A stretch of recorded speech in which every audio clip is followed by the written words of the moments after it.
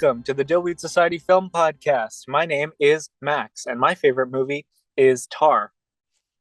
Ooh, topical. Okay. Hi, my name is Isabella, and my favorite movie is That Thing You Do. And now I look like a fool for trying to do something thematic, and Okay. you didn't get on Well, board the with it. thing is, I didn't really think about it all that much, and I just rewatched That Thing You Do, so That Thing You Do is a really good movie. I'm pretty sure I probably have already said it, but anyway, I know you have. this week we're gonna just do kind of a Dilly season wrap. For those of you who don't know, the Dillies premiered when did they premiere? Like 2 Fridays ago? A week and a half ago. Yeah. You can still watch it. They're still live on my YouTube. They'll remain up for all time until the internet dies. And they're linked on the website, Dillweed Society, if you want to see that. But we're just gonna kind of go through the winners and talk through kind of the whole process because it's quite a week putting that whole shindig together. It's been a really great year for the Dillies, I think. Yeah, yeah. All right, well, Max, how you want to start? What do you think of the winners? Were there any surprises, any upsets, any ones that you were like that was correct to have won? So, me personally, I mean, first of all, I want to thank everyone who voted and nominated Yeah. because we did triple our numbers this year, as was described by our host, Sam the Clam. Mm-hmm. I think I had like one big like hooray moment in the winners, and then I had, a few, maybe one in particular kind of upset, which I think you and I will agree upon. I was really excited, and if it's not already obvious, we're gonna spoil the winners. So if you haven't watched the ceremony, you should go do that now. But I was really excited about the supporting actor winner Mm-hmm. as Kiki Palmer for Nope. Yeah. She I was thought great. she was great for that. And actually, she was nominated in both lead actors and supporting actor categories for the general nominations. And so we Mm. ended up putting her in supporting actor. Honestly, so I don't know if we want to give a little bit of behind the scenes, but just Yeah, so let's she talk might about it. have a better chance to win because there were a few actors who could have been lead or could have been supporting, as it's just kind of hard to distinguish between those. Yeah, I agree. Like, is she? I think she is a supporting actor in that Oh, for film, even sure. though Yeah. just because like she's not like the point of view character. Like, there's a lot of scenes without her in it. Yeah. Yeah, and it gave space for Kate Blanchett. Kate Blanchett to win Best Lead Actor for Tar. I was a little upset about that, but to be You frank, I haven't still seen haven't. Tar. Yeah, I still haven't seen Tar, so You can't be upset about it. You haven't seen it. yeah. Yeah, well, Who did you want to win? best lead actor. Hmm. Shoot. Well, I can look at my votes actually if we want to go really in depth. Austin Butler, Kate Blanchett, Mia Goth, Michelle Yeoh, and Regina Hall. I was kind of rooting for Mia Goth and Regina Hall. We did have quite a few like actresses in there, and because we don't split up between actor and actress, just because it's kind of arbitrary. So, I was very, very happy about the Time Traveler Award. oh I yes, literally yelled, I screamed, yeah, I scrumped, scrumped. and best director, Bob Fosse, all that jazz. Like I said, I think a little bit when I said all that jazz was my favorite movie on this podcast. Um, I think it's just incredible the way that Bob Fosse was able to uh, literally change the game in two separate mediums within his own lifetime. Like, I think all that jazz is actually very historically important. Was it underrepresented?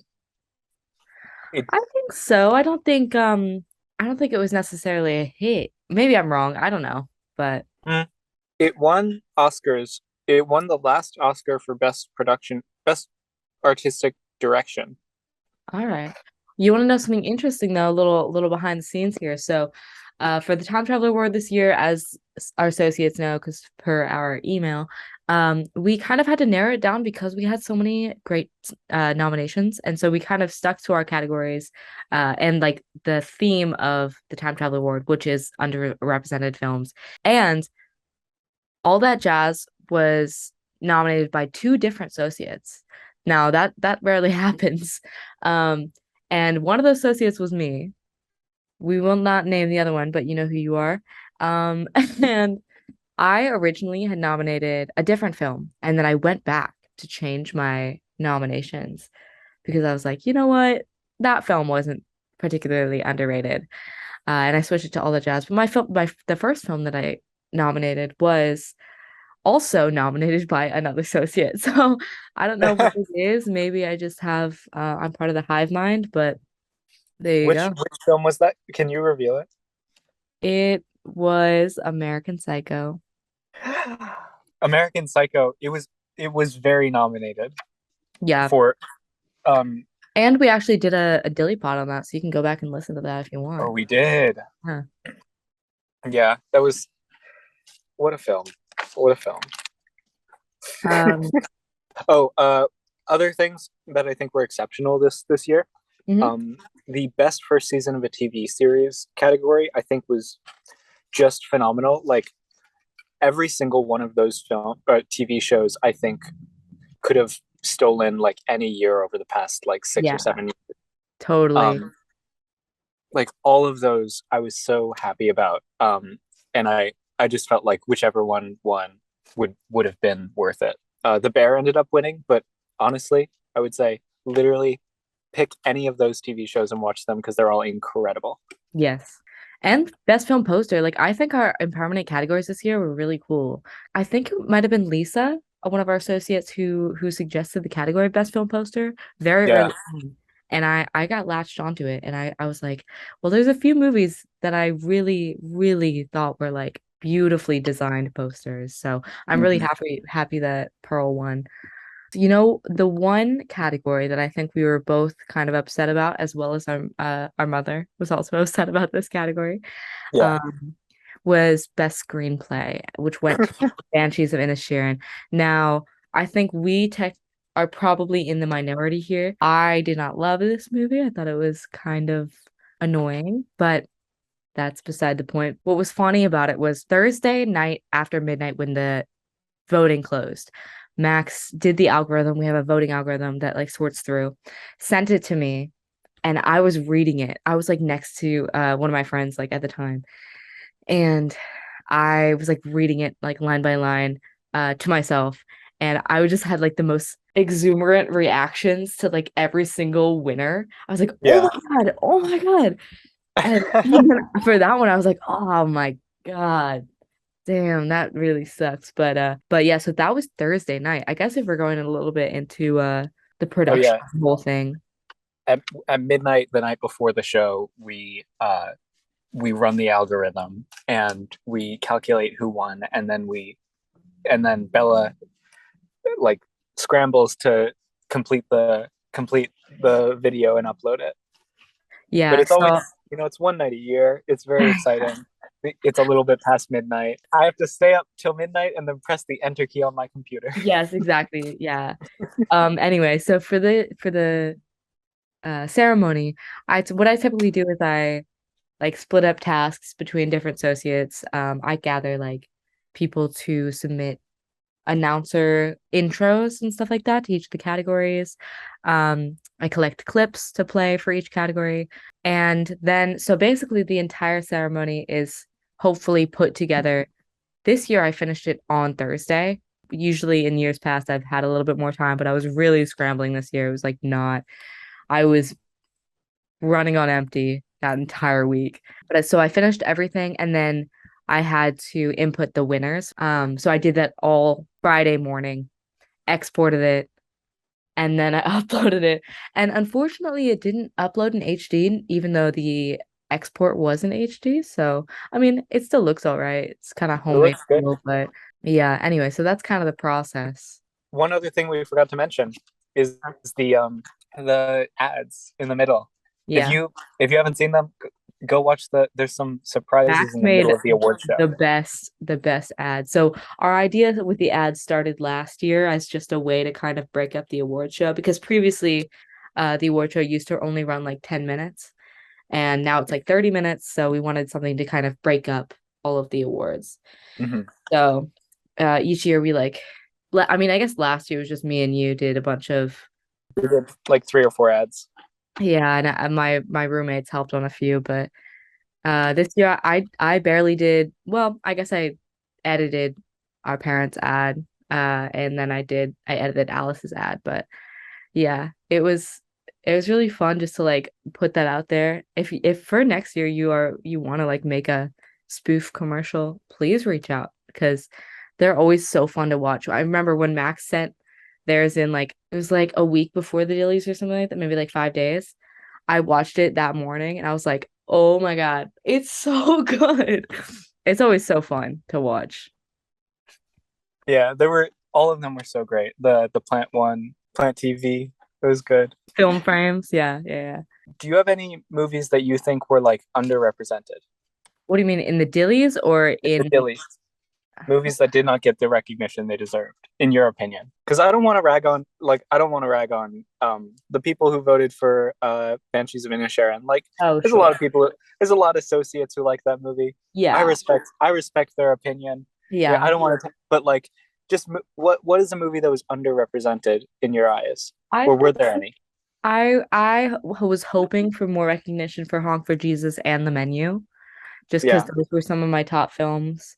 I also think Barbarian, I don't think a lot of people have seen it. Yeah, I don't know. I respect all of the ones that won. I was like, even if I thought it shouldn't have won or like wanted something else to win, I kept being like, oh well, that makes sense. Like it deserved it. Like RRR for best soundtrack. Well, that one I was rooting for, but yeah. yeah, that was what I was gonna say. RRR was underrepresented. Yeah, big agree. Yeah. I mean, it's I gonna be the voted for Oscars too. I voted for RRR for Best Picture. Me too. Listen, here's a little bit of information. So Best Picture was a three-way tie, like up until the last minute Oh, I saw that. between Everything Everywhere, Tar, and RRR, Hmm. with Nope a little bit behind. But that was basically it. And then at the last minute, Everything Everywhere edged out. Uh, No, huh? are we gonna reveal? Everything Everywhere All at Once and Tar tied for Best Picture. Literally 50%, 50%. It picked the one that had the most overall support, like the number of people who voted for it the most. Oh, yeah. Well, that makes sense. Yeah. I guess It that's did. how ranked voting works. Wow. That's crazy, dude.